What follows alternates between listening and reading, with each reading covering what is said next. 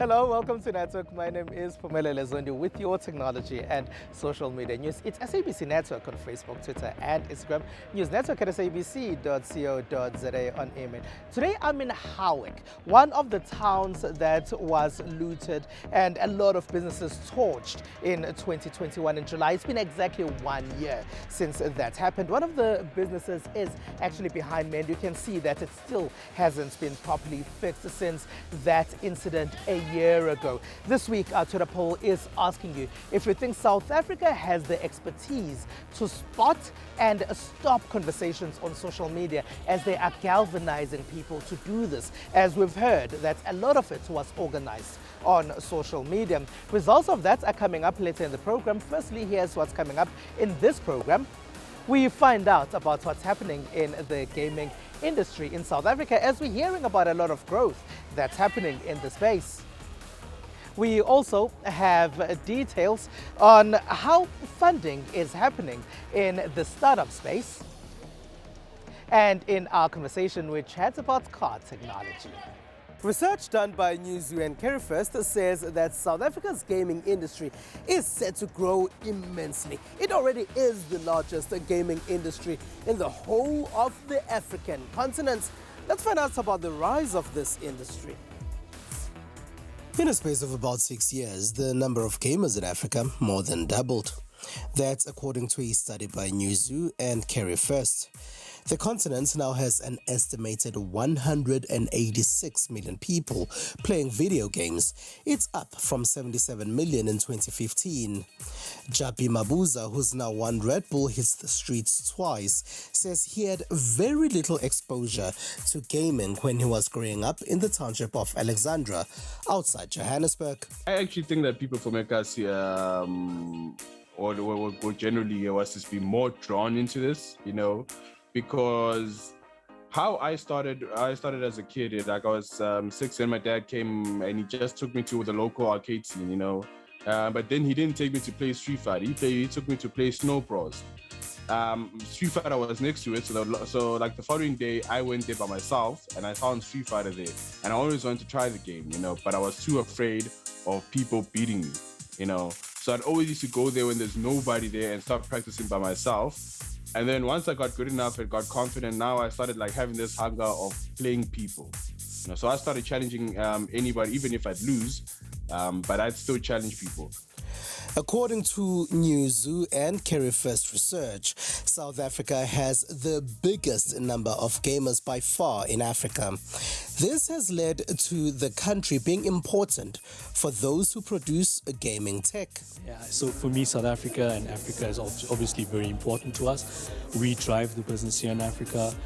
We are starting to see, we work very closely in a project called the First Time Buyer Project, where we are trying to increase the PC penetration rate both in South Africa and the rest of the continent. So we work very closely with our ecosystem partners to get devices into the hands of students and the youth. Because our PC penetration rate in South Africa is far lower than the rest of the world. And that's what we're working to do, to drive and get those devices into the hands of the students so we can become content creators rather than just being content consumers. Intel is one of the tech companies that have released a number of gaming products this year. They say despite Africa being the first mobile-first continent, PCs are still necessary, especially in gaming. So Africa is definitely a mobile-first environment. People sometimes have two smartphones and don't have a PC. We recognized this in about 2015 when Intel went across Africa and we invested in what we call the Africa First Time Buyer Program. We did a lot of research and we are concerned that the PC is not desirable in the continent, like you said, but actually it was. People want to have a PC, but they didn't have the reach or accessibility to the PC. And in those investments that we've made in the First Time Buyer Program, we have literally doubled the total available market. Research suggests that the majority of Africans play their games on mobile devices. This is something those launching various types of mobile devices have to consider. New mobile phone maker Honor says they've thought long and hard about what could appeal to the rising number of local social gamers.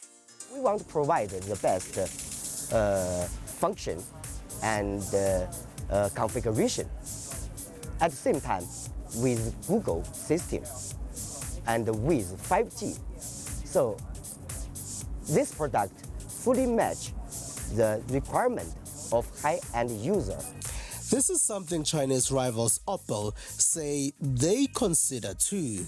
So we're very strategically growing the brand and not trying to flood the market with everything Oppo has to offer globally, but rather introducing the brand to consumers, like I say, in a very laser-focused and strategic way. So I think that, everybody out there, whether you're a pro gamer, a social gamer, whether you're a content creator, or just, average Joe or Jane that just wants a solid quality, robust built device that's going to be able to cater to whatever requirements, whether you're a PUBG player or a Candy Crush player, you still want the device to be able to, last well through a full day's usage.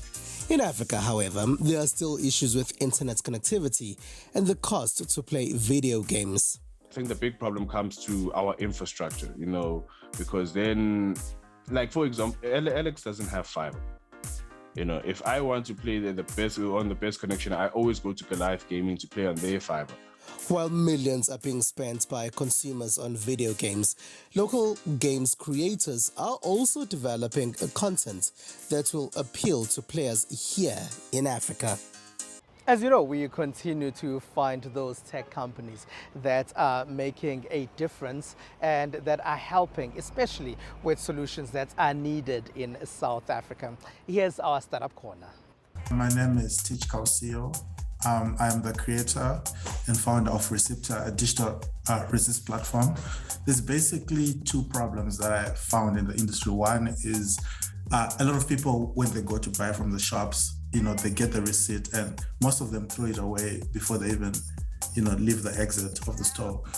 So one problem that I was thinking of solving is going paperless. So instead of, the customer getting a receipt, that they're never really going to use, or some of them end up keeping up piles of receipts at their homes. So why not, they can just capture those receipts, scan them, and then they have a digital receipt at their disposal, which they can easily access. So that's the first problem. The second one is the existence of multiple loyalty rewards. So each time that I go to shop, say at, my local Pick and Pay, Checkers, they all have, various loyalty rewards that they're running. And as a user, you can end up having, 10 different loyalty cards. And it can be difficult to keep track of.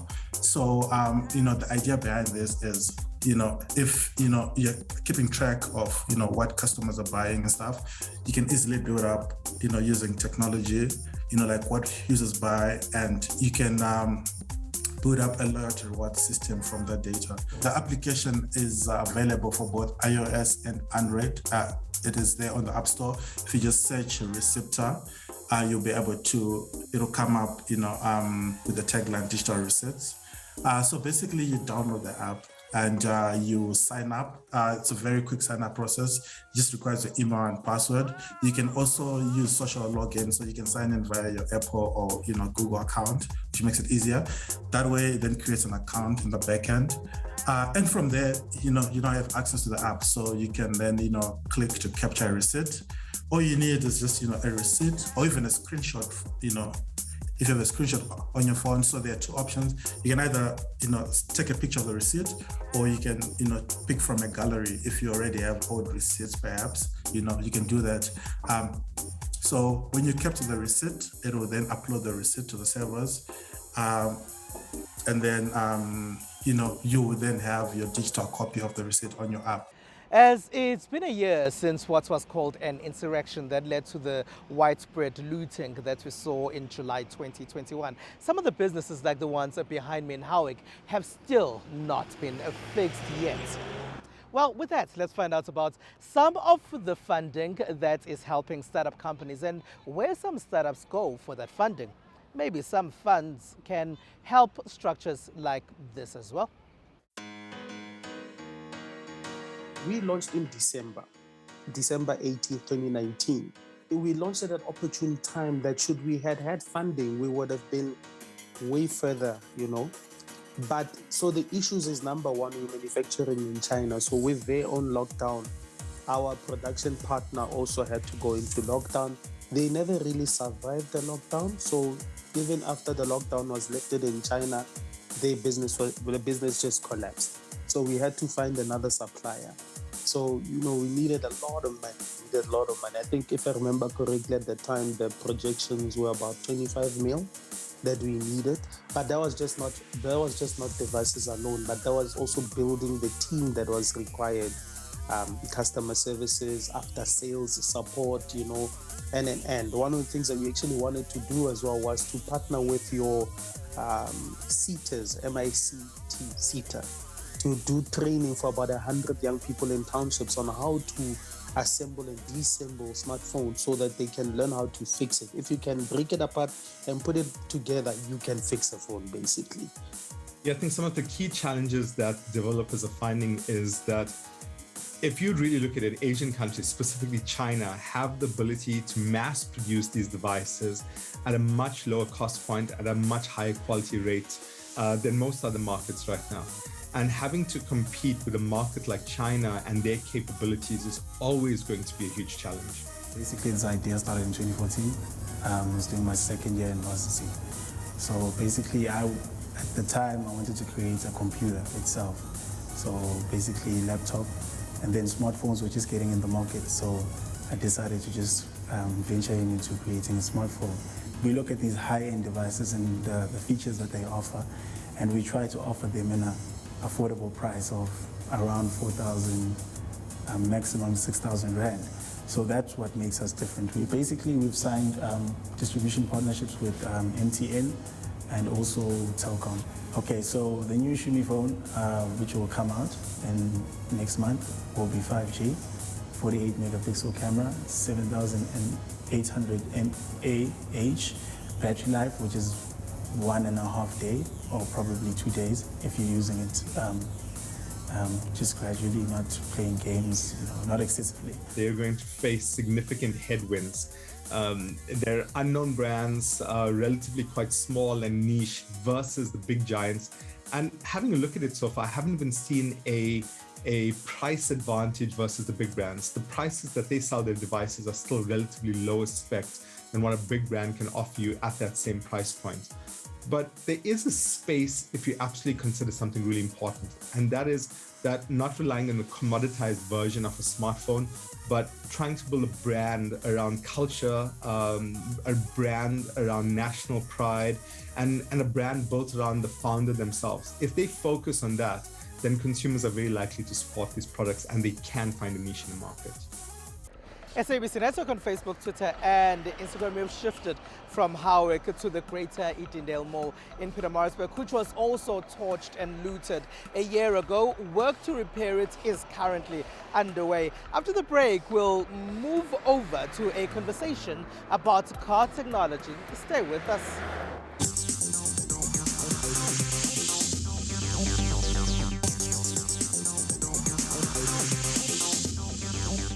It is SABC Network on Facebook, Twitter and Instagram. It's News Network at sabc.co.za on email. Now, there's a lot of new tech disruption that's going on in the automotive space. And while new tech is good because it makes our lives easier, it can also cause a distraction in how some people use it. And you might find that they stop focusing on the road and start focusing on the tech itself. And this has led to some calling for regulation in the automotive space, especially in how technology is used. But as I've said earlier, it can be a good thing. For a number of years now, a couple of companies have been developing driverless technology for various vehicles. Now, to tell us about new car tech is Stefan Haasbroek, who's the marketing manager at Nissan South Africa. Hello, and thank you very much for being a part of our network, Stefan. But maybe if you can start by telling us about this driverless technology that we've been hearing about for a number of years. We've also heard that it's been killing some people in the United States of America in the testing phase, especially. How soon are we likely going to see this in South Africa? OEMs, automotive original equipment manufacturers, are competing to try and reach the different levels of autonomous drive. We've seen some announcements by OEMs recently touching on the possibility of even driverless cars and reaching level 5 of AI. But we need to be cautious as well. I guess it's a very unnerving experience if you imagine getting into a car without a driver. So I guess it is shaping the direction. It is shaping how engineers think about mobility in the future. But at a measured pace. It's not as if it's just going to explode and we're going to lose all drivers. Stefan, we also hear about the high accident rate on South Africa's roads. Do you think new car technology can assist in reducing this? Nissan Intelligent Mobility is a suite of technologies that we apply to different vehicles. It includes safety aspects, so we define different zones around the vehicle. And technology like radars, cameras, picks up threats around the vehicle and allows the driver, supports the driver in different ways. There's forward collision warning. The Navara is, for example, equipped with forward emergency braking as well. So, for example, you'll be driving on the highway, there'll be a vehicle in front of you that's moving slower. Maybe you have your eyes off the road for that second, working with the radio or whatever. The vehicle will give you a warning. And then if you do not react to the warning, the vehicle will actually go as far as braking on your behalf. So, but that's not all that NIM is. There's around view monitors. We use it when we do 4x4 off-roading. You can literally have a bird's eye view of your vehicle, front, back, right, left, and it's all enabled by cameras around the vehicle. With car technology getting smarter, Stefan, do you think there's still a need for advanced driving lessons and for people to go for this? Or do you think that cars are probably that much more advanced for us to not need this at all? Technology allows us to with confidence, take different steps and progress in terms of technology. But the suite is really to provide the ultimate support for the customer. And autonomous drive, of course, level 5 autonomous drive is where the world is going. So these are the building blocks that we deploy, test in the market, prove the reliability and the capability, and we're progressing on that journey. With driverless cars, we heard that a number of companies were working on this technology, and even cars, or rather companies that are not in the car manufacturing space, like Google, for example, they also entered this space. Is competition big in the car technology space? Of course, it's the market leaders, Toyota, it's the Ford Ranger, and there's some new competitors that are coming on the scene with compelling offerings. So we can never underestimate the competitors. You can never become lax about it. You always have to look at the competitors and understand that they have very good products. So we need to always be thinking ahead and with the customer at the center of it. We are some of the leaders in global technology. We were first to introduce a fully built-up electric vehicle where the platform is designed for the electric vehicle, where it's not an adapted vehicle. And globally, it's a race. All right, thank you very much for being a part of our network, Stefan. Stefan Haasbroek there is the marketing manager at Nissan South Africa. And with that, let's take a quick break.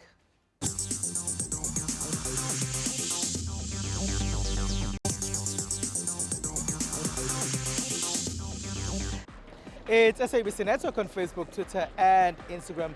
Welcome back. We've now shifted from Howick to the Greater Eatondale Mall in Pietermaritzburg, another mall that was looted a year ago. And as you can see, parts of it have not been fixed just yet, and it still hasn't opened since then. With that, here's what else took place in the tech space in the rest of the world.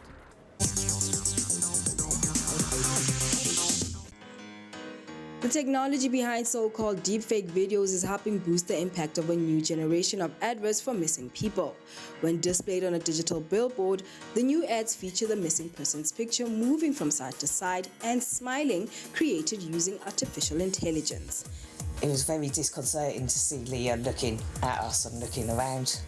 People watching was one of her favourite things to do, me and her, when we were out shopping, and it just felt like she was there with me. The new poster design also features a QR code that links to the missing person's website, and the background includes a map of where they were last seen. And now in Japan. The country's scientists said humanoids will be able to appear even more lifelike in the future, thanks to an innovation which wraps a machine with living human skin. Japanese scientists at the University of Tokyo have developed a robotic finger covered in living skin and is able to heal itself. Like real human skin, the lab-grown coating is water repellent and wrinkles up when the robot's fingers curls. これまでじゃあ人間らしいとか人間っぽい振る舞いをするというロボットって例えばどう人間が喋ったことに対して応答するかとかあるいはどう振る舞うかその動きですね。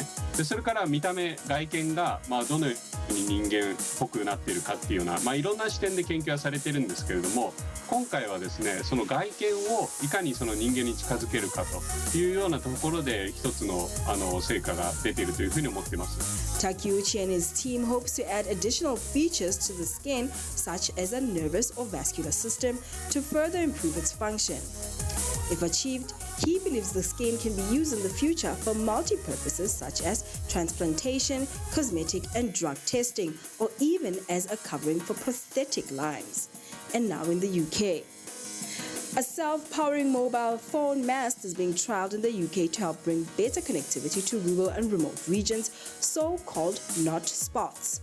Vodafone says the first mast incorporates a wind turbine, solar panels and on-site battery storage to provide 4G coverage to the community in rural Wales. It's a self-powering mobile phone mast, the first one in the UK, and it integrates wind and solar power to provide renewable electricity to the mast in a village called Ecosystoms in Pembrokeshire in West Wales.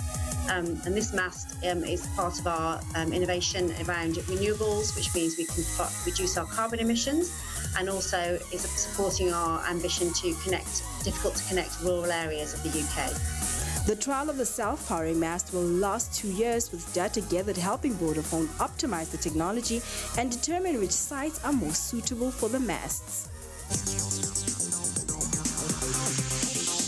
As we've been telling you throughout this program, it's been a year since the unrest that took place here in KwaZulu-Natal and in parts of Gauteng, and that unrest left a lot of places destroyed, like the Edendale Mall behind me, which has still not been fixed just yet, but work is under construction. And reports say that social media played a great role in organizing what happened a year ago. So this week, our social media poll is asking you if you think South Africa has expertise to spot this on social media and stop it from happening ever again. Now, 14% of you say yes, South Africa does have expertise, and an overwhelming 71% says no, South Africa does not have these expertise, and 14% of you say you're not really sure. And that's it. So that's all we have for you. Find us on the SABC network. Now, that's on Facebook, Twitter and Instagram. It's newsnetwork at sabc.co.za on email. From me, Spumelele Zondi and the rest of the team in Howick, let's hope we never see some of those scenes that we saw exactly a year ago, which were scenes of destruction and looting. From us, have a great one. Bye-bye.